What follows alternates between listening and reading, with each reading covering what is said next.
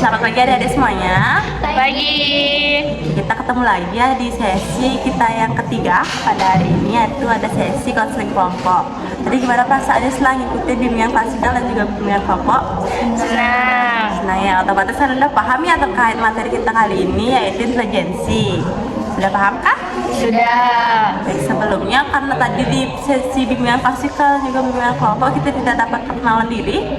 Nah, untuk sekarang mungkin kakak minta dari satu-satu dari kalian untuk perkenalan diri supaya kita lebih akrab ya. Ya, oke. Siapa yang mulai duluan? Iya. Oke, silakan. Perkenalkan, nama saya Nifty Febriani, bisa dipanggil Febri.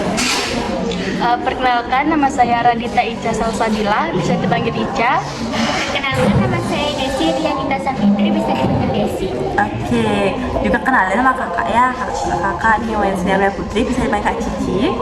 Kakak mahasiswa prodi bimbingan konseling semester 6 dari Universitas Pendidikan Ganesha.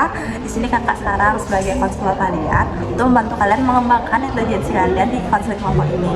Sebelumnya ada yang sudah pernah mengikuti konseling kelompok mungkin? Sudah? Belum? Sudah ada?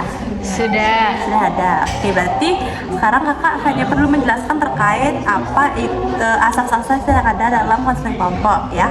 Nah, jadi ada asas keterbukaan, kerahasiaan. Dimana sih kakak cuma menjelaskan satu asas, yaitu asas kerahasiaan.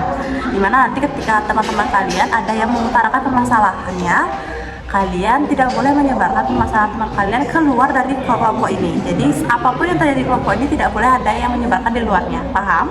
Paham. Ada yang ingin dipercayakan sebelum kita masuk kepada sesi inti dari konseling kelompok ini? Tidak. Tidak? Tidak ada. Baik, terima kasih. Nah, sekarang kita masuk pada sesi inti pada sesi konseling kelompok ini. Mungkin ada dari adik-adik sekalian yang ingin berbagi pengalaman tentang bagaimana kalian mengatur waktu atau mengelola diri selama ini. Saya Kak. Ya. Saya kadang kesulitan mengatur waktu belajar dan kegiatan organisasi. Saya sering merasa tidak cukup waktu. Oke, terima kasih. Tadi sudah berbagi ya. Nah, itu permasalahan tadi yang sudah disampaikan itu merupakan masalah yang umum. Dalam self management ini kita dapat menggunakan namanya teknik self monitoring, yaitu kita memantau dan juga mencatat kegiatan kita sehari-hari. Nah, mungkin dari teman-teman yang lain bisa pernah memberikan nggak informasi bahwa apakah teman-teman pernah mencoba mencatat terkait aktivitas harian yang sudah kakak sampaikan tadi? Saya Kak. Terkadang saya mencoba membuat jadwal belajar, tapi kadang sulit untuk konsisten. Oke, itu wajar. Nah, dari teknik self management itu kita juga ada namanya teknik self monitoring. Self monitoring itu selain itu ada juga kita namanya teknik self reward, di mana kita memberi penghargaan pada diri sendiri saat kita berhasil mengikuti jadwal yang telah kita buat. Misalnya setelah kalian belajar sesuai dengan jadwal, kalian boleh istirahat atau melakukan hal yang kalian sukai. Nah, bagaimana menurut kalian untuk teknik self reward tersebut? Saya rasa itu bisa memotivasi saya, Kak. Oke, selanjutnya kita juga ada namanya teknik self contracting, yaitu dimana kita membuat perjanjian dengan diri sendiri tentang target yang ingin dicapai dan juga konsekuensi jika target yang kita tulis tidak tercapai. Ini bisa membantu kita untuk bertanggung jawab pada diri sendiri. Nah, mungkin kalian ada yang ingin mencoba untuk membuat kontrak pribadi?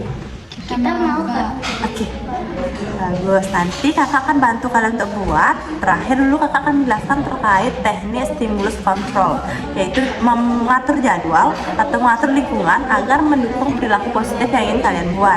Misalnya kita akan belajar di tempat yang tenang dan juga jauh dari gangguan. Apakah dari teman-teman semuanya sudah pernah menerapkan hal ini? Saya Kak, kadang saya belajar di kamar yang berantakan, jadi sering terganggu. Oke, itu hal tersebut itu bisa diperbaiki ya dengan mengatur ruang belajar agar lebih kondusif.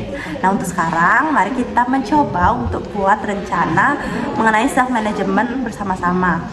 Mulai dari kita mencatat kegiatan atau self monitoring tadi, kita memberi reward, kita juga membuat kontrak dan juga mengatur lingkungan belajar. Siapa yang akan mau mulai duluan? Saya siap mulai, Kak. Oke, apakah semuanya juga siap? Siap. Oke, bagus. Kakak di sini akan bantu satu persatu sesuai dengan langkah-langkahnya. Oh, jadi kalian harus ingat keberhasilan dari teknik staff manajemen ini ada di tangan kalian sendiri. Jadi kakak di sini perannya hanya untuk mendukung kalian. Sebelum kita mulai, apakah ada pertanyaan yang ditanyakan? Tidak. Baik, jika tidak ada, mungkin kita karena sudah adanya keterbatasan waktu, jadi kita akhiri dulu sesi pada pagi hari ini. Terima kasih adik-adik atas partisipasinya.